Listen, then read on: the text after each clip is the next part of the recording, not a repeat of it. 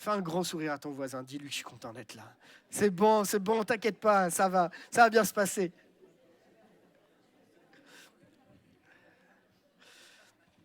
J'aimerais continuer, je ne sais pas si vous vous souvenez, j'avais commencé un message il y a 2 dimanches en arrière, dont le titre était « Apprends-moi à vivre comme un pardonné ». Ça vous parle? Il y en a qui étaient là à ce message-là? Et j'aimerais qu'on puisse continuer cette série de messages parce que je crois que Dieu va nous amener quelque part de particulier ce matin. Alors préparez-vous parce que ça va venir nous titiller un peu, mais ça va tous venir nous titiller. On en a besoin, on a besoin de la présence et de la grâce de Dieu et on va continuer. Souvenez-vous, ensemble on avait partagé ce texte. Je n'ai pas la télécommande, donc tu peux passer les slides s'il te plaît. On était parti sur ce texte de Michée, chapitre 7, versets 18 à 20.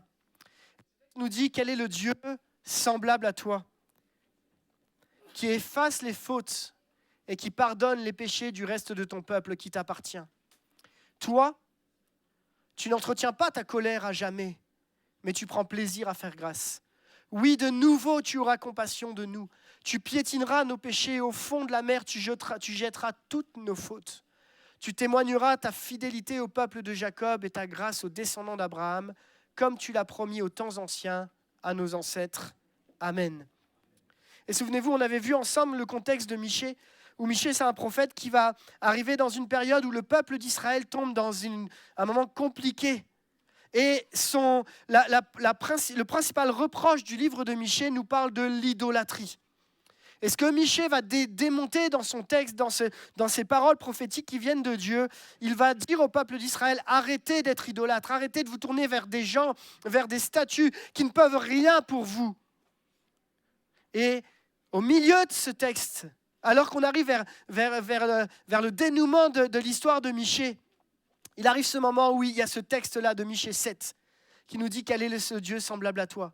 Et ce qu'on apprend, souvenez-vous, c'est que quelques versets précédents ce verset-là, au chapitre 4, Michée va nous parler de Jésus avant même qu'il sache que Jésus allait arriver. Il va nous parler d'un sauveur. Et l'histoire de Michée, c'est l'histoire de notre vie.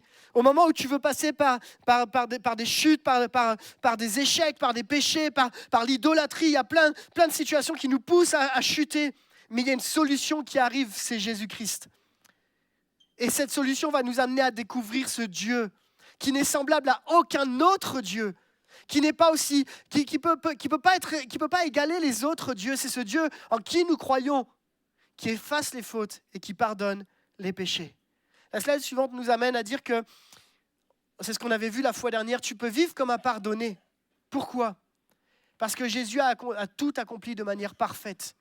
Et même si parfois notre conception de Dieu est erronée, on a besoin de redécouvrir vraiment qui est Dieu.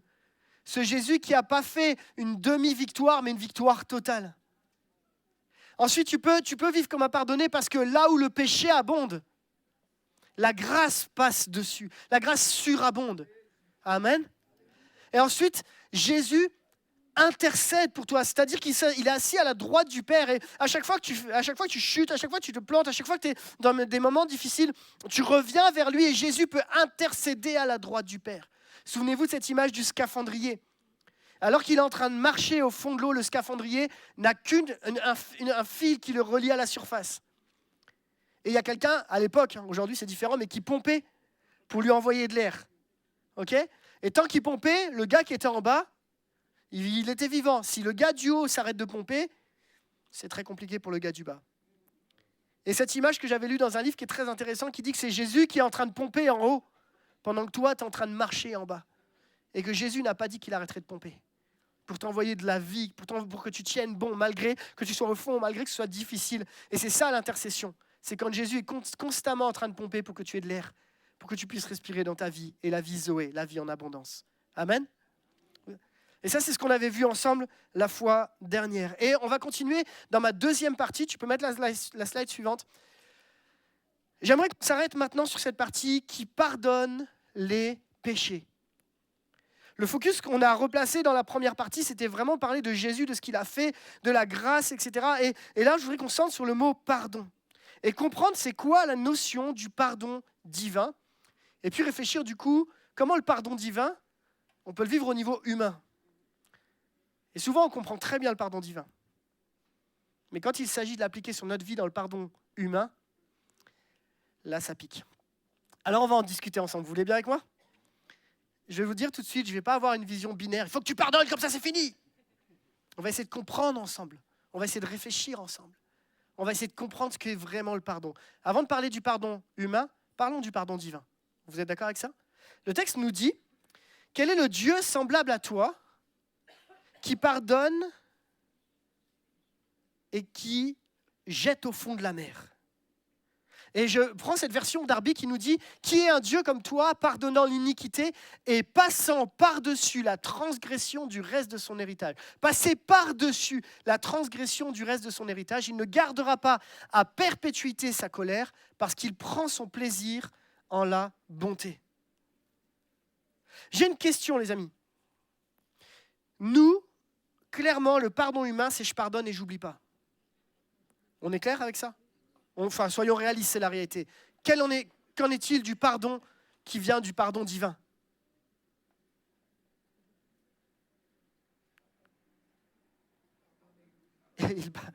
Merci. Il pardonne et il oublie. Ouais, en fait, c'est le titre de ma partie, de ma première partie. Il pardonne et il oublie. Le pardon divin, c'est il pardonne et il oublie. Mais moi, j'ai une vraie question de cas. Oui, mais attends, il pardonne et il oublie. Mais attends, tous les pires qu'on fait, tous les pires péchés, les pires meurtriers, Dieu peut-il pardonner et oublier ? Comment ça se passe ? Dieu pardonne-t-il et oublie-t-il ? Est-ce que Dieu est amnésique ? Est-ce que Dieu oublie des choses ? La réalité, les amis, c'est que la Bible nous dit qu'il enfouit nos péchés au fond de la mer. Seulement, vous et moi, dans la société du 21e siècle aujourd'hui, on sait qu'au fond de la mer, on peut y aller, nous. Mais à l'époque de Michée, au fond de la mer, ils ne peuvent pas y aller. Ils n'ont pas des masques et tubas et compagnie, là. Ils ne peuvent pas y aller. Et quand Michée dit il les enfouit au fond de la mer, c'est-à-dire qu'il y a une question de c'est fini, ça s'arrête, il n'y a plus de possibilité que ça remonte.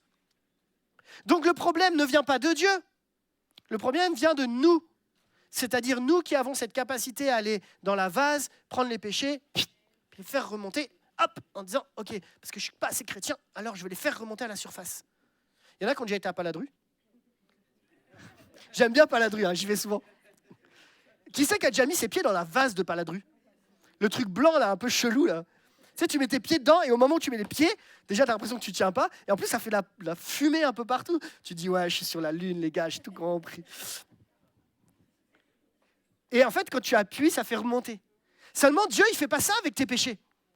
Dieu, il n'est pas en train de te dire à chaque fois que tu vas venir dimanche, puis qu'on va prendre la Sainte Seine ensemble, dis, attends, checklist, péché numéro 1, c'est réglé ? Péché numéro 2, c'est... Non. Le péché, tel que Dieu le conçoit, il est enfoui au fond de la mer, donnant cette idée qu'il n'y a plus de possibilité que ça remonte. Il est complètement enfoui. Le problème, du coup, c'est le frein, c'est que c'est nous-mêmes qui avons du mal. Pourquoi ? Parce qu'on pense qu'on doit s'approcher de Dieu en étant saint. C'est comme l'histoire de la machine à laver. Vous avez déjà eu peur de salir votre machine à laver, vous ? Genre t'as peur que quand tu vas mettre ton linge, c'est la machine qui va être salie par le linge que tu vas mettre dedans. Alors que normalement, si ça fonctionne bien, c'est l'inverse qui se passe. C'est-à-dire que c'est la machine qui lave le linge. Tu peux venir avec toutes tes affaires les plus sales. Croyez-moi, j'ai un fils qui fait du foot et je sais de quoi je parle. Quand tu mets les affaires au sale et que ça rentre dans la machine, quand il y a encore un peu de place, c'est la machine qui nettoie le linge. Ce n'est pas le linge qui corrompt la machine. De la même façon, quand tu rentres dans la présence de Dieu, ce n'est pas ton péché qui va corrompre Dieu. Parce que Dieu, tu ne peux pas le corrompre.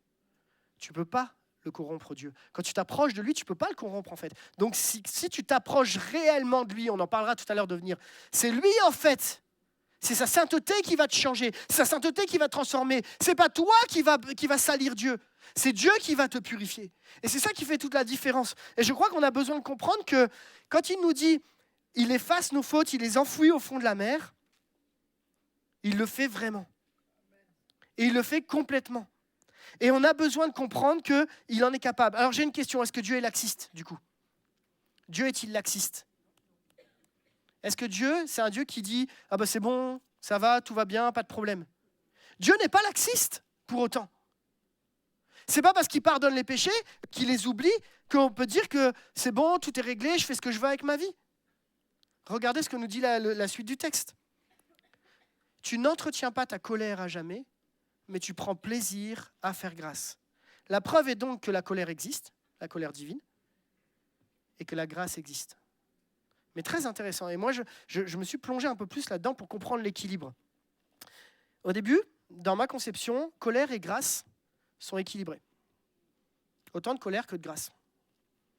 Et du coup, dans ma conception au départ, je me dis, Dieu met les choses, les deux notions à la même valeur. Mais en réalité, ce que nous comprenons quand on lit ce texte, c'est que la colère de Dieu, elle est bien réelle, elle est provoquée par nos manquements. On est d'accord avec ça? La colère de Dieu est donc déclenchée parce que moi je fais, ou je ne fais pas, parce que je fais de mal, etc. Tandis que la bonté de Dieu n'est pas déclenchée par moi, mais par lui. C'est pour ça que la colère ne dure pas longtemps, mais que sa bonté dure éternellement et qu'il prend plaisir à faire grâce. Voyons la différence entre la colère qui est la voie de conséquence du péché, qui est une réalité, parce que quand tu pêches, oui, la réalité, elle est bien là. Tu coupes ta relation, tu mets un coup de ciseau dans ta relation, tu coupes ta communion avec Dieu quand tu pêches. Mais comprenons ensemble que tu prends plaisir à faire grâce. C'est dans la nature de Dieu de prendre plaisir à la grâce plus qu'à la colère. Dieu prend plus plaisir à la grâce, il ne prend pas plaisir à la colère. Entre nous, les parents, là, qui est-ce qui prend plaisir à sanctionner nos enfants? Ce n'est pas quelque chose qui nous fait plaisir, on est d'accord? Ce n'est pas quelque chose qu'on aime faire, ce n'est pas quelque chose qu'on se dit « Wow, trop bien, aujourd'hui j'ai sanctionné mes enfants ». Enfin, ou alors on est un peu... Enfin, chacun se reconnaîtra. Mais il n'y a pas de plaisir à la colère. Dieu ne prend pas de plaisir. Et quand tu chutes, Dieu ne prend pas plaisir à ce que tu chutes. Par contre, ce que je lis dans ce texte, c'est que la colère est une question de temporalité, tandis que la bonté est une question de nature et de caractère. Autrement dit, la colère est le résultat, c'est logique, mais c'est la bonté, c'est la grâce de Dieu qui va reprendre le dessus. Dieu ne prend jamais son plaisir à te sanctionner ou à te... Je voudrais juste que j'ouvre une parenthèse puis je la ferme. La parenthèse. Pardon. Elle est nulle, celle-là. C'est normal. Quand on parle trop, t'as raison. J'ouvre ma parenthèse, du coup. Bien souvent, j'ai déjà entendu cette remarque, oui, mais parfois Dieu nous met des épreuves pour nous éprouver, pour qu'on voit si notre foi elle est vraie. Jusque-là, on est d'accord. Le seul problème, c'est que l'interprétation qu'on va avoir, c'est que les épreuves que Dieu peut parfois nous envoyer, c'est comme si Dieu était là avec un fusil. Vas-y mon gars, tu chutes et je vois si ta foi elle est vraiment vraie. C'est-à-dire qu'on a une conception de Dieu qui va nous éprouver dans le sens de dire je vais te montrer si tu es bon ou si tu es mauvais. Alors qu'en réalité, l'épreuve de notre foi produit la patience, la persévérance. C'est ce que nous dit la Bible. Au moment où Dieu dit à Abraham de monter pour sacrifier son fils, la réalité, c'est qu'il n'est pas en train de dire « Cool, je vais vraiment voir s'il va bien, c'est un vrai chrétien. » Non, dans son cœur, ce que Dieu est en train de faire, c'est que malgré les épreuves et tout, malgré ce qui peut nous arriver, Dieu n'est pas en train de se dire « Je vais te tenter » parce qu'on arrive à la limite entre l'épreuve et la tentation. Dieu ne va pas dire « Je vais te tenter là ». Il y a des épreuves de nos vies, mais Dieu va les utiliser pour nous faire grandir, nous faire amener notre foi à maturité. Dieu n'est pas en train de nous mettre des pots de banane pour voir si on va résister. Le seul qui tente dans la Bible, il n'y en a qu'un, c'est l'ennemi. Amen. Dieu, son cœur, son identité, sa nature, c'est de prendre plaisir à faire grâce. Ça fait partie de son identité. De toute façon, si ce n'était pas sa nature, il n'aurait pas envoyé Jésus. Mais parce qu'il a envoyé Jésus sur la croix, il prend plaisir dans son identité, dans sa nature, à te faire grâce, même si tu chutes, même si tu fails, même si tu es au bout de ta vie, même si tu es dans un temps d'échec dans ta vie. Dieu prend plaisir à faire grâce. Il ne prend pas plaisir à la colère.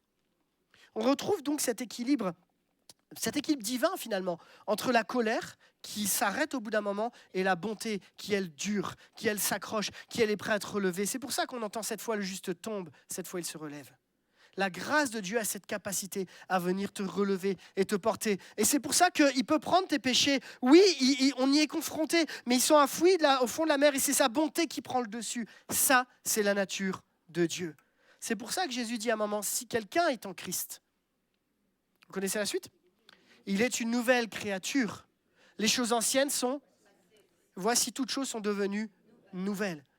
Alors, c'est pas parce que toutes choses sont devenues nouvelles qu'on n'a plus de difficultés, qu'on n'a plus de péché. Non, les choses sont en train de devenir nouvelles, mais le diable n'a pas le droit de t'accuser sur des anciens péchés. OK ? On se le redit ça-ci. Le diable n'a pas le droit de t'accuser sur des anciens péchés. Ouais, on est OK avec ça. Hein ? Pourquoi ? Parce qu'il le fait. Mais tu as le droit de dire, mais mon Dieu n'entretient pas sa colère à jamais, mais il prend plaisir à faire grâce. Et mon Dieu m'a gracié. Amen. Et le texte qu'on a lu tout à l'heure, le texte de Michée, nous dit « De nouveau, il fera grâce. » Tu peux mettre la slide suivante. Oui, de nouveau, tu auras compassion de nous. Si on prend l'histoire du peuple d'Israël, c'est vraiment un peuple d'Israël qui fait n'importe quoi. Un coup, ils sont à fond, un coup, ils ne sont pas à fond, un coup, ils sont dans l'idolâtrie, un coup, ils reviennent à Dieu. Tu te dis, mais c'est ça leur vie avec Dieu. Je ne sais pas si j'aurais fait mieux à l'époque, franchement. Mais ce que je sais, c'est que la grâce de Dieu nous dit, et c'est Michée qui le dit, de nouveau. Ce qui veut dire qu'il y a de nouveau une possibilité. De nouveau, tu auras compassion. De nouveau. Et j'aime bien quand Dieu dit de nouveau avec moi. Parce que ça veut dire que même quand je suis au bout, de nouveau, il aura compassion de moi. Amen. Si quelqu'un est en Christ, il est une nouvelle créature. Est-ce qu'on a bien compris ça ? Est-ce que c'est clair pour tout le monde ? La colère et la grâce, le de nouveau ? Ouais. J'aimerais vous lire ce texte. Et je vais demander à Alain de venir. On va encore bouleverser un peu le culte. J'espère que vous ne m'en voudrez pas. Je vais demander à Alain de venir avec son équipe pour la Sainte Seine. J'aimerais vous lire ce texte de Hébreux 10. Et on va prendre la Sainte Seine maintenant. Puis je ferai la deuxième partie de mon message après la Sainte Seine. Ça, c'est pas grave ? Ça ne vous choque pas ? Pourquoi ? Parce que ça a du sens, en fait, de faire la Sainte Seine maintenant. Regardez. « Voici quelle alliance je vais établir avec eux après ces jours-là, dit le Seigneur. Je placerai mes lois dans leur cœur. » C'est Émilie, tu peux nous rejoindre au piano ? « Je placerai mes lois dans leur cœur et je les graverai dans leurs pensées. » Puis il ajoute, « Je ne tiendrai plus compte ni de leurs péchés, ni de leurs fautes. Lorsque les péchés ont été pardonnés, il n'est plus nécessaire de présenter une offrande pour les ôter. Ainsi donc, mes frères, et ça c'est pour nous les amis, nous avons une pleine liberté pour entrer dans le lieu très saint grâce au sang du sacrifice de Jésus. Amen. Le tout est accompli, s'accomplit pleinement à la croix. Comprendre ensemble que vivre comme un pardonné, la première étape, c'est de comprendre que le pardon est total et que sa colère ne dure pas, mais que sa bonté prend le relais. Est-ce que ce matin, on peut revenir à Dieu un instant ? Est-ce qu'on peut prendre ce temps de Sainte Seine avec cette vraie perspective de ce que la Sainte Seine est vraiment, que Jésus a donné sa vie, qu'il a donné et son sang a coulé. Son corps a été meurtri pour que tu vives comme un pardonné et pas comme un condamné. Je ne sais pas quelle a été ta semaine, je ne sais pas comment tu as vécu les choses, je ne sais pas quelle est ta conception même de Dieu, mais ce matin, je voudrais que tu vives comme un pardonné grâce au sacrifice de Jésus à la croix. Vous êtes prêts à ça ? On va mettre un fond de piano tranquillement et on va prendre le temps vraiment de remettre notre vie devant Dieu. Et si parfois tu as l'impression d'être sous la colère de Dieu, je t'invite à t'approcher pour découvrir la bonté de Dieu. Seigneur, je te remercie pour ce que tu as fait à la croix pour moi. Je te remercie de ce que tu as fait à la croix pour chacun d'entre nous. Et comme le dit ce texte, nous avons une pleine liberté pour entrer dans le lieu très saint grâce au sang du sacrifice de Jésus. Et Seigneur, ce matin, alors qu'on va partager le pain et le vin, je te prie vraiment qu'ensemble, on puisse expérimenter la grâce de Jésus.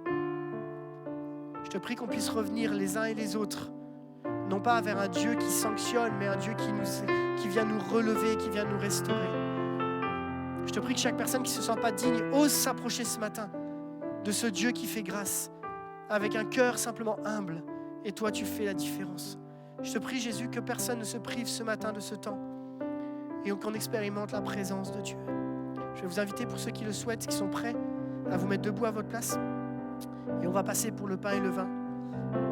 Et prends le temps de réfléchir, de saisir comment t'en es où dans ta relation avec Dieu. Comment Dieu veut t'amener encore plus loin, t'expérimenter, que tu expérimentes la grâce.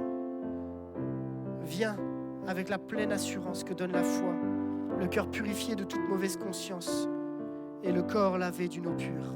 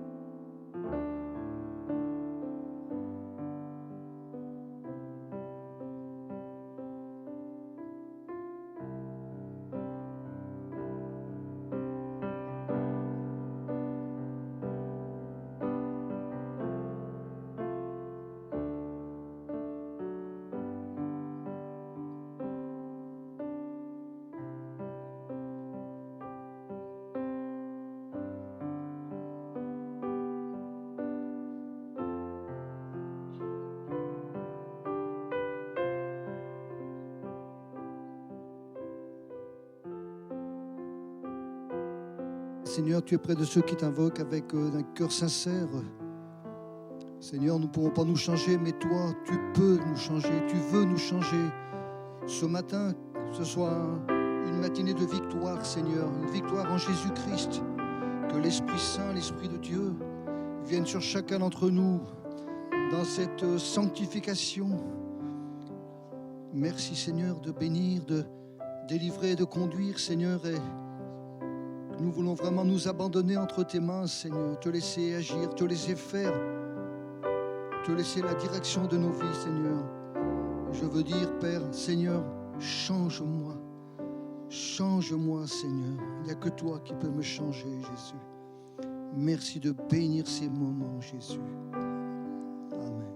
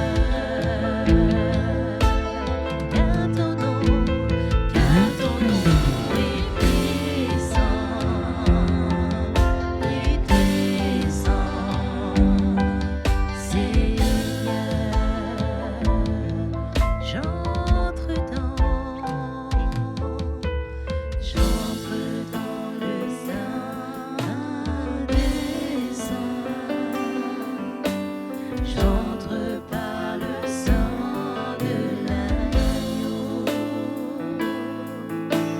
J'entre pour t'adorer, toi seul. J'entre pour honorer Jésus.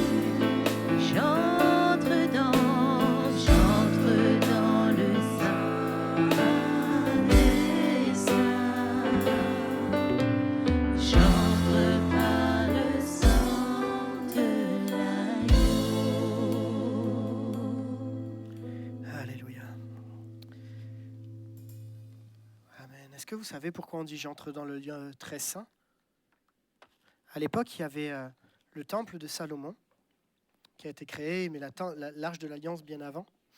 Et dans le temple, il y avait un lieu saint et un lieu très saint. Et c'était l'endroit où on allait adorer Dieu, mais seule une partie pouvait adorer Dieu, c'est-à-dire le souverain sacrificateur. Et le jour où Jésus est mort à la croix, il y a une symbolique extraordinaire qui s'est passée. Et cette symbolique extraordinaire fait que le voile s'est déchiré de haut en bas. Et de haut en bas, ça fait que le voile qui séparait le lieu saint du lieu très saint a été ouvert et on pouvait entrer librement alors que personne n'avait le droit d'entrer. Maintenant, on pouvait entrer dans le lieu très saint qui est la présence de Dieu par Jésus-Christ. C'est pour ça qu'on chante « J'entre dans le lieu très saint ». Parce qu'aujourd'hui, par Jésus, on peut rentrer dans le saint des saints. Amen. On a expérimenté ce matin, dans notre première partie du message, la notion du renouveau, la notion du pardon de nouveau, une énième opportunité. Et j'aimerais qu'on puisse continuer la suite de message pendant que nos frères et sœurs passent pour les offrandes. J'aimerais qu'on puisse continuer la suite du message. Est-ce que tout le monde a compris la notion du pardon divin? Amen. Est-ce qu'il y a des pardonnés dans l'Église? Amen. Amen. On est pardonné. Amen. On est pardonné. Amen. Wouh! On va aller un petit peu plus loin alors. Jusque-là, tout allait bien. Vous permettez que je vous lise un texte? Allez, on avance, je sais. On va aller ensemble. Comment passer du pardon divin vers le pardon humain? Parce que c'est ça qui est compliqué. Face aux situations par lesquelles on passe, c'est ça qui est compliqué. On a tous expérimenté, à un moment ou à un autre, une situation qui nous a blessés, qui nous a offensés, ou alors soit nous-mêmes, on a été celui qui a offensé, soit on a été offensé. On est tous passés à un moment par une situation où on est confronté au « est-ce que je souhaite pardonner? Est-ce que je veux être pardonné ?» Et les amis, ce qui bloque le plus souvent, ce n'est pas notre conception de Dieu ou notre compréhension du pardon divin, c'est la compréhension du pardon humain. C'est comment le pardon divin peut vraiment s'appliquer dans le concret, dans la vie de tous les jours. Avec cette remarque la plus connue, « je ne suis pas Jésus ». Je ne suis pas Jésus, je ne peux pas faire ce que lui a fait. Moi, je n'ai pas cette capacité comme Jésus. On va essayer de comprendre ensemble comment arriver à expérimenter le pardon divin dans notre vie humaine. Parce que je crois, j'en suis intimement persuadé, que le pardon libère, que le pardon guérit, que le pardon te permet d'avancer dans ta vie avec Dieu. On lit ce texte ensemble. Matthieu 6,14 nous dit « Si vous ne pardonnez pas aux autres leurs fautes, votre Père Céleste vous pardonne. Pardon, si vous pardonnez aux autres leurs fautes, votre Père Céleste vous pardonnera aussi. Mais si vous ne pardonnez pas aux hommes, votre Père ne vous pardonnera pas non plus vos fautes. » Ce texte semble dur finalement. Ça dépend de quelle perspective tu te mets. Ça dépend d'où. Est-ce que je suis la victime? Est-ce que je suis celui qui est, on va utiliser le mot, le bourreau, celui qui a fait mal, celui qui a blessé? Est-ce que je suis celui qui est blessé ou est-ce que je suis celui qui blesse? Ce que je sais en tout cas, c'est que cette réalité du non-pardon est souvent ce qui bloque et qui empêche beaucoup de chrétiens d'avancer dans leur vie avec Dieu. Pourquoi? Parce qu'il y a eu tellement de blessures, tellement de choses qui ont été mises sur les cœurs et sur les vies, qui fait que tu avances avec un boulet au pied. C'est le boulet de la souffrance, le boulet d'avoir vécu ceci, le boulet d'avoir vécu cela. Tu marches au quotidien, tu veux marcher avec Dieu, tu comprends le pardon divin, mais finalement tu marches toujours avec ce boulet au pied en disant « Oui, mais cette situation, oui, mais ce qu'ils m'ont fait vivre eux, oui, mais ce que mes parents m'ont fait vivre, comment je peux rentrer dans ce pardon? Est-ce que je peux vraiment y arriver? Et est-ce que je dois arriver à ce pardon qui fait que j'ai tout oublié? Comme on a vu juste avant. Ce n'est pas si facile que ça. Comment comprendre ce pardon? Et est-ce qu'on veut vraiment pardonner? Est-ce qu'on en a besoin après tout? Peut-on rester comme on est? Ça serait mieux de rester comme ça peut-être? De dire, je reste comme ça dans un espèce de flou artistique et je ne vais pas jusqu'au bout des choses. Mais on sait, et beaucoup l'ont expérimenté ici, que tant que tu ne pardonnes pas complètement dans ton cœur, que tu le veuilles ou non, il y a des racines qui restent. Est-ce qu'il y en a qui ont déjà expérimenté un pardon complet? Ça fait mal parfois, mais tant que tu ne pardonnes pas, il y a des choses qui restent au fond du cœur. Et je crois que Dieu nous appelle au pardon divin dans des situations humaines. Mais on va voir que ce n'est pas si binaire que ça. On ne va pas rentrer dans une vision manichéenne. J'aimerais qu'on essaie de comprendre ensemble. Le premier qui peut nous donner ce plus bel exemple, c'est Jésus. Oui, je ne suis pas Jésus, mais on a chanté, on a dit que Christ vivait en moi. Oui, mais je ne peux pas faire comme lui. Oui, mais si. Peut-être, non, je ne sais pas. Comment Jésus a vécu le pardon?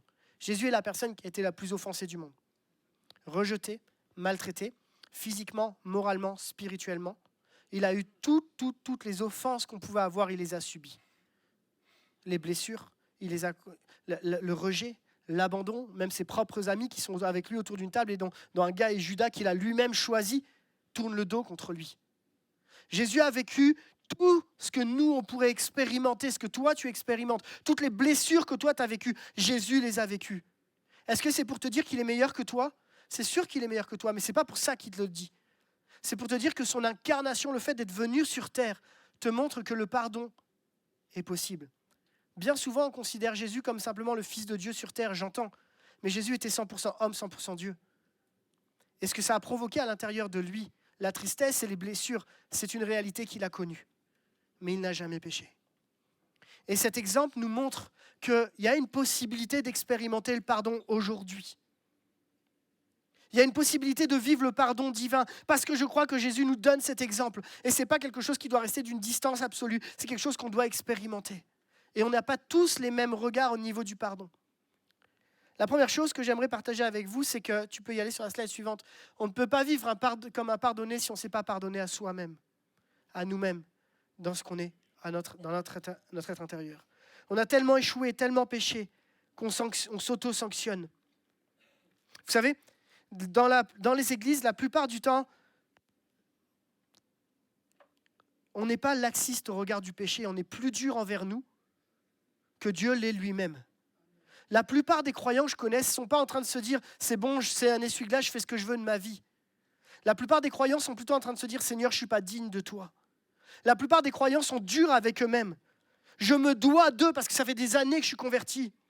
Parce que je suis chrétien, je ne peux pas être encore comme ça.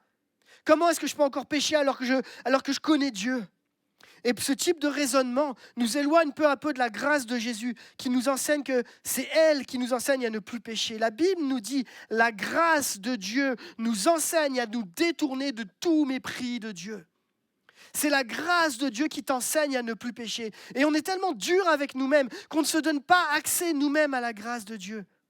Tu sais, quand tu as été offensé, quand tu as été blessé, souvent tu t'en veux à toi-même en disant « j'ai peut-être pas fait ceci, j'ai peut-être pas été cela ». Je me souviens, je vous partage une expérience qui m'a vraiment fait de mal en fait. Excusez-moi. À un moment, j'ai un entretien avec une dame et avec son fils. Et le fils a été abusé par le papa. Je suis désolé, je vous parle cash, mais c'est la réalité. Et alors qu'on est là et qu'on partage et que moi j'écoute sa vie et qu'on essaye de passer du temps à écouter une vie qui est complètement brisée de partout, une vie de petit gamin qui a 5 ans et qui a été pété dès le début de sa vie, que tu sais que ça va marquer sa vie. Et là j'ai un frère bien intentionné, certes ou pas, j'en sais rien, qui regarde le petit bonhomme et dit « Est-ce que tu as demandé pardon à ton père ?» Excusez-moi les gars, mais le gars il s'est planté là, dans son jugement. Il s'est trompé. Ce n'est pas une question de pardonner là à son père. Parce que qu'est-ce qu'il a le gamin au fond de son cœur? J'ai certainement mal fait. J'aurais peut-être pas dû me trouver là à ce moment-là. J'ai certainement été au mauvais endroit, au mauvais moment. Qui c'est qui a accusé à ce moment-là un petit bonhomme de 5 ans? Comprenons les amis, que là il n'y a pas une question de demander pardon au père ou quoi que ce soit pour l'instant. Il y a d'ailleurs besoin que lui-même expérimente la grâce et l'amour de Dieu, d'un papa qui aime et qui prend soin. Il a besoin d'expérimenter le pardon de Dieu, de celui qui va l'aimer comme il est, qui va l'aimer d'une manière extraordinaire. On n'est pas question de savoir s'il doit pardonner à son père maintenant ou pas. C'est pas ça le moment. Peut-être que ça viendra plus tard, j'en sais rien. C'est pas à moi de juger. Juste, il y a des timings divins, les amis. Et parfois, on dit que parce que tu pardonnes pas, tu n'es pas un bon chrétien. C'est pas ça dont il est question. Parfois, avant même d'être capable de pardonner, tu as besoin toi-même d'être à l'intérieur de toi guéri, penser que tes blessures soient placées. Tu ne peux pas aller demander pardon et tu ne peux pas pardonner quelqu'un alors que toi-même, tu n'es pas guéri. Oui, mais si tu étais vraiment rempli du Saint-Esprit, alors tu pardonnerais. Oui, mais ça prend du temps. Ce n'est pas instantané, ce n'est pas tout de suite. La nécessité de se pardonner nous-mêmes en se disant « mais j'étais parfois victime en fait ». Et ça, c'est un processus qui est difficile et qui est nécessaire pour la croissance spirituelle. J'aimerais vous donner quelques étapes rapidement pour parvenir à se pardonner soi-même. Premièrement, dans pardonner soi-même quand tu as fait une erreur, quand tu as chuté, peut-être reconnaître aussi que des fois, tu as failli, ça peut arriver de chuter. Je ne parle pas de l'exemple dont j'ai parlé juste avant, qu'on soit bien clair. Je parle quand toi, tu as chuté et que tu viens devant Dieu et tu n'es jamais assez digne. Reconnais que, oui, parfois, tu fais des erreurs parce que, en fait, quand tu t'approches de Dieu et que tu dis, Seigneur, là, j'ai raté. Ça suffit à déclencher. Ça suffit à ce que Dieu soit capable d'arriver. Accepter aussi, dans un deuxième temps, que parce que j'ai échoué, parce que je me suis planté, parce que j'ai péché, parce que j'ai raté quelque chose, j'ai des émotions qui sont là, j'ai de la culpabilité, de la honte, de la tristesse, il faut les entendre, on ne va pas les rejeter. On va les entendre, on ne va pas rester dedans, mais on va les entendre.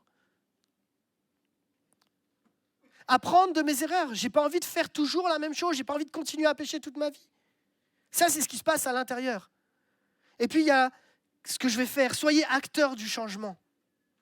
C'est-à-dire qu'à un moment, au lieu de dire « je ne suis pas comme ci, je ne suis pas comme ça », de se flageller, d'être jamais à la hauteur, c'est le moment de revenir à Dieu dans tes erreurs. C'est le moment de t'approcher de Dieu dans ce que tu n'as pas réussi. C'est le moment, la Bible nous dit « si mon peuple, sur qui est invoqué mon nom, s'humilie, prie, cherche ma face, je l'exaucerai des cieux, je guérirai son pays. » Il y a cette notion de dire c'est le temps de revenir à Dieu. Parce qu'on s'approche de qui ? D'un Dieu qui est rempli de grâce, dont la colère ne dure pas, mais dont la bonté fait partie de ce qui lui fait plaisir. Pratiquer l'autocompassion, qu'est-ce que c'est ? Parfois, les gars, on est plus dur avec nous-mêmes qu'on est avec les autres. Hein ? Vrai ou faux ? On est dur avec nous-mêmes. Souvent, on en discute avec Lise et puis on y réfléchit, mais si toi-même, tu te parlais à toi-même, est-ce que tu serais aussi dur ? Regarde.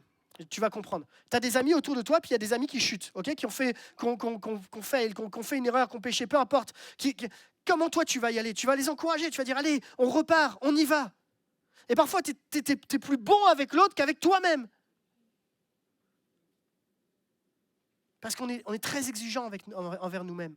Et on a besoin de dire, ok, ça m'arrive. Et tu sais quoi ? La croix, elle a coulé aussi le sang a coulé aussi pour toi. Pas que pour les autres. Le sang de Jésus a coulé aussi pour toi, pas que pour les autres. Il y a une partie que j'aime bien, qui est compliquée à vivre, c'est lâche prise. Arrête de tenir à ce que tu as fait, à tes échecs. Arrête de t'y rester accroché. Arrête de tenir à ça, lâche prise. En fait, c'est cette image où tu arrives au pied de la croix, tu prends ton fardeau, tu le déposes, tu dis merci Jésus pour ton pardon. Et à bientôt. Vous voyez ce que je veux dire ? Il y a un moment, il faut être prêt à dire, Seigneur, oui, j'ai vraiment échoué, mais la croix, le sang de Jésus a coulé vraiment. Et du coup, j'ai le droit de repartir libre. Cultive ton identité en Christ. Pourquoi ? Parce que c'est là où le diable va t'attaquer. Oui, mais si vraiment tu étais enfant de Dieu, tu ne pécherais pas. Cultive ton identité. Je suis enfant de Dieu d'un Dieu qui est un Dieu créateur. Mais un Dieu qui pardonne, un Dieu qui efface les péchés, qui les enfouit au fond de la mer et qui prend plaisir à faire grâce. Je suis enfant de Dieu.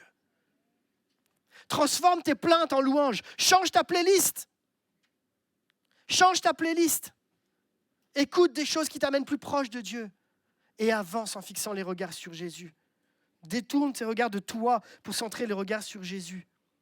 Tu sais, le pardon, quand on apprend à se pardonner à soi-même, il y a un moment, il faut être acteur de ce changement pour qu'il y ait des choses qui commencent à changer. Ça va ? Vous êtes toujours avec moi ? Se pardonner à soi-même, ce n'est pas si facile. Maintenant, je continue avec ma deuxième partie. Ok, pardonner à soi-même, mais est-ce qu'on peut vivre comme un pardonné quand on ne pardonne pas à notre prochain? Alors là, ça pique. Et puis, c'est pas évident. J'aimerais juste citer 2 situations qui sont vraiment particulières. Soit je suis celui qui blesse, soit j'ai été blessé. D'accord? Et dans les 2 situations, je suis celui qui blesse ou je suis celui qui a été blessé, on nous parle de pardon. Mais comment le comprendre? Vous avez déjà entendu le témoignage de Corrie ten Boom? Ouais. Corrie ten Boom a été enfermée dans les camps de concentration en Allemagne. Et elle y est restée plusieurs années avec sa sœur. Et elle a perdu dans ces camps de concentration beaucoup de membres de sa famille. Quelques années plus tard, elle a rencontré Jésus et elle se retrouve dans une réunion. Et alors qu'elle est dans cette réunion, en Allemagne, où il y a une réunion, dans l'assemblée, elle reconnaît un des gars qui était un des gardes de son camp.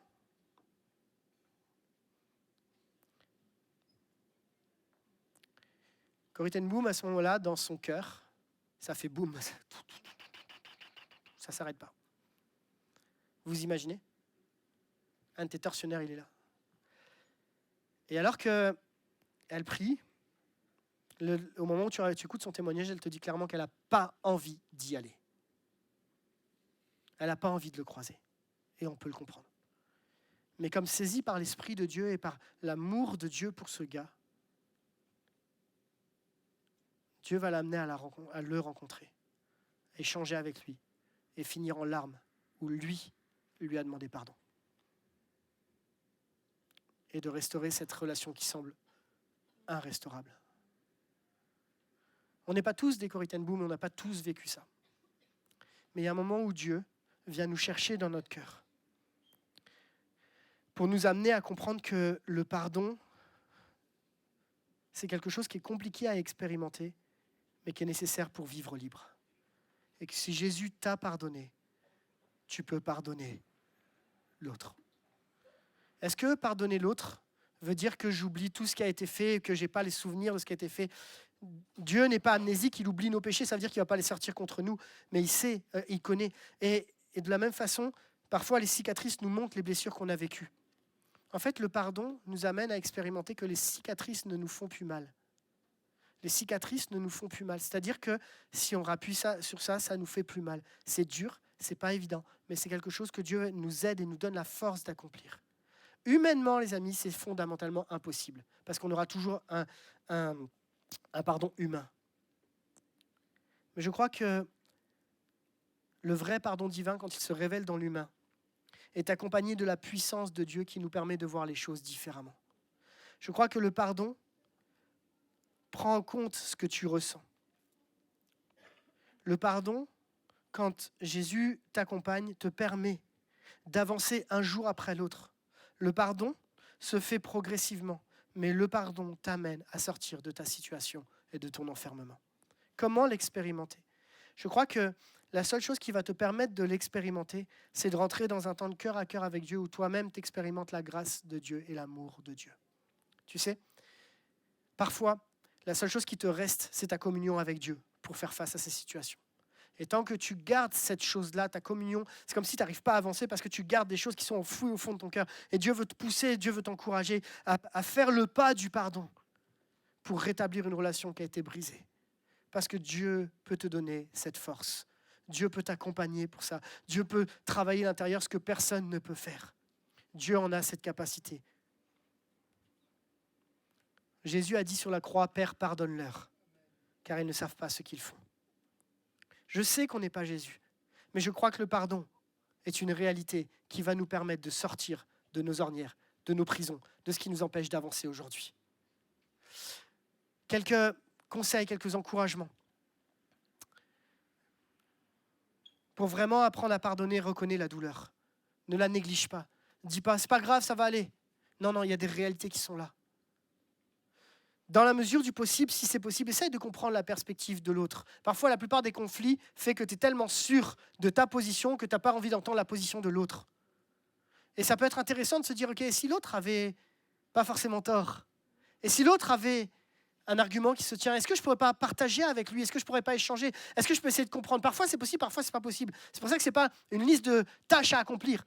C'est réfléchir dans certaines situations. Et si l'autre avait un point de vue? Bien souvent, il y a des conflits qui se résolvent simplement en écoutant l'autre et en nous, en étant prêts à lâcher un peu prise sur nos positions. Renoncer à la vengeance. Tu sais, tu ne pourras pas faire justice. Tu as besoin parfois de justice pour que ça guérisse ton cœur, mais tu ne pourras pas faire justice. Parce que tant que tu gardes cet état d'esprit de vengeance, tu gardes cet état d'esprit de non-pardon.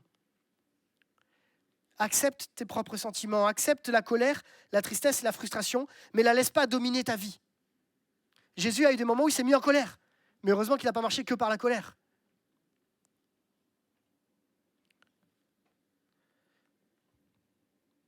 Reviens à Dieu. Reviens à Dieu. Il n'y a pas d'autre endroit. Reviens à Dieu dans son cœur à cœur avec lui. Reviens à Dieu au pied de la croix. Reviens découvrir ce qu'il est fait et tu seras capable de pardonner. Parce que tu t'approches d'un Dieu qui est capable de pardonner. Pratique la compassion. Envers toi-même, on l'a dit, mais aussi envers l'autre personne. Tout le monde commet des erreurs.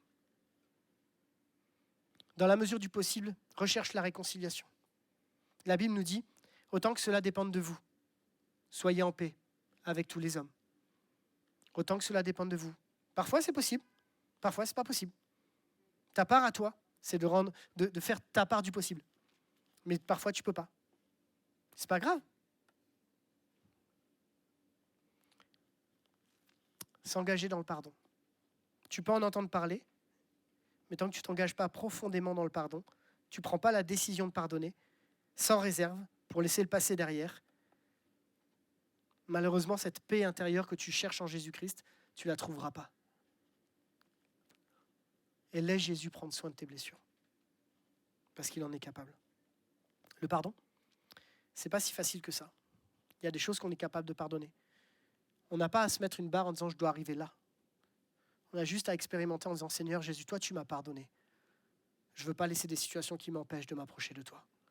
Des situations qui depuis des années m'empêchent d'avancer. Je vais être prêt à pardonner, même si c'est compliqué. Je vais être prêt aussi à recevoir le pardon. Je vais être prêt à être équilibré dans ma vision du pardon. » Chers amis, Église de Bourgoin, je crois qu'il y a des choses qui peuvent changer quand on laisse le pardon prendre le dessus. Je suis sûr que si toi tu fais le pas de foi de revenir à Dieu par rapport à une situation très compliquée, Dieu peut mettre un concours de circonstances pour que les choses se remettent en place, que tu aies une discussion avec cette personne avec qui tu t'es brouillé et que les choses se remettent en place pour arriver à une vraie réconciliation. Je ne suis pas utopiste. Je ne crois pas qu'on peut tous s'entendre avec tout le monde. Je ne crois pas à ça. La Bible nous montre des exemples où même des chrétiens se sont séparés, ils n'étaient pas forcément d'accord. Je ne suis pas utopiste. Je sais juste que le pardon, c'est une question de ce qui se passe à l'intérieur et qui t'empêche d'avancer depuis des années et que Jésus veut t'amener à sortir de ça. Tant que tu n'as pas pardonné, tu ne peux pas avancer. Jésus te propose ce matin de rentrer dans un temps de pardon où tu vas t'approcher de Dieu. Tu vas laisser Dieu venir t'inonder et c'est lui qui va s'occuper de la façon dont ça va se faire. Cherche pas la méthode, cherche celui qui a pardonné ta vie et qui est capable de t'amener dans le vrai pardon. On peut prier un instant ensemble ?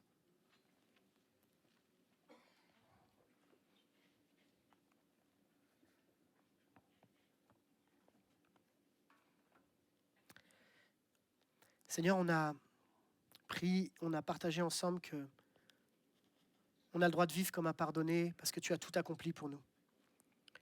Mais Seigneur, on reconnaît aussi que parfois il y a des choses qui nous empêchent de vivre dans le pardon que tu nous as donné à cause du pardon que nous, on n'a pas accordé ou qu'on ne s'est pas accordé à nous-mêmes. Jésus, je ne connais pas les situations de toutes ces personnes qui sont devant moi, mais toi, tu les connais. Certains ont été blessés, d'autres ont blessé, certains ont dit des paroles qui ne se sont pas rendus compte et ça a blessé d'autres et on n'ose pas se dire, on n'ose pas se pardonner, on n'ose pas y aller. Mais Seigneur, je sais que c'est des freins pour qu'on puisse avancer. Ce matin, je te prie, Jésus, je te prie simplement de venir dans les cœurs et te révéler, toi, personnellement, sur chacun, sur le chemin qu'il doit mettre en place pour commencer à entrer dans un chemin du pardon. J'ai vraiment à cœur de te prier pour tous ceux qui ont été blessés dans leur enfance, pour tous ceux qui ont pris des coups, pour tous ceux qui ont été maltraités, pour tous ceux à qui on a donné des paroles blessantes, pour tous ceux qui ont pris des coups dans leur vie, Seigneur, afin qu'ils puissent simplement expérimenter la paix, la joie et surtout la restauration de ce Dieu qui efface les fautes et qui pardonne nos propres péchés. Seigneur, je te prie pour tous ceux qui, aujourd'hui, ont des relations brisées avec un membre de la famille, avec une personne qui est autour d'eux, avec les enfants, avec les parents, avec les grands-parents. Seigneur, je te prie qu'ils soient les acteurs du changement, impulsés par ton esprit qui vit en eux, pour qu'ils soient, Seigneur, une source de bénédiction. Seigneur, je mesure qu'il n'y a rien de facile dans ce que je dis, mais je sais que ton esprit qui vit en nous nous donnera des forces qu'on n'a pas aujourd'hui. Je te prie que cette semaine, il y ait des réconciliations dans les foyers, des réconciliations dans les couples, des réconciliations dans les couples brisés. Je te prie, Seigneur, qu'il y ait des réconciliations dans cette semaine. Seigneur, afin qu'on puisse dire, oui, Jésus est mon maître. C'est lui qui dirige ma vie, il est mon Seigneur et mon Sauveur. Et je veux que ça se transmette directement dans ma vie. Je te prie pour tous ceux qui ont des relations brisées avec les enfants depuis des années. Afin, Seigneur, que d'une façon ou d'une autre, il y ait déjà dans le cœur ce choix d'avancer vers le pardon et la réconciliation, et que de l'autre côté, il y ait toi qui fasses une œuvre miraculeuse de réconciliation qui ramènera les pères aux fils, les filles aux mères, comme tu l'as promis, comme on l'a entendu tout à l'heure. Seigneur, je te prie pour un temps de pardon et de réconciliation dans notre Église. Seigneur, afin que ce qui sont des freins aujourd'hui ne nous bloquent plus, mais nous permettent de dire, Seigneur, on est libre en Jésus-Christ. Merci Jésus. Amen.